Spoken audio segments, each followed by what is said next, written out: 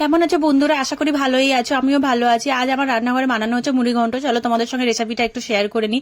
প্রথমে কড়াইয়ের মধ্যে তেল দেওয়া হয়েছিল, তেলের মধ্যে দিয়েছিলাম আমি একটু চিনি। চিনিটা গরম হয়ে যাওয়ার পরে আমি দিয়েছিলাম পেঁয়াজ। পেঁয়াজগুলো লাল হয়ে যাওয়ার পরে আমি দিয়ে দিয়েছি আলু। আলুগুলো একটু ভাজা ভাজা হয়ে যাওয়ার পরে এখানে দেখো মশলাটা দিয়ে দিয়েছি। মশলার মধ্যে রয়েছে হচ্ছে পেঁয়াজ বাটা, আদা বাটা আর একটু রসুন বাটা। আর এর মধ্যে বাকি জিনিস অ্যাড করছি। এর মধ্যে দিয়েছি আমি নুন, জিরে, শুকনো লঙ্কা, গুঁড়ো লঙ্কা আর ধনে। ওটাকে দিয়ে আবার একটু নুন একটু ভালো করে নাড়ি চাড়িয়ে। এদিকে দেখো মাছের মাথাটা আমি আগের থেকেই ভেজে রেখে দিয়েছিলাম সাইডে।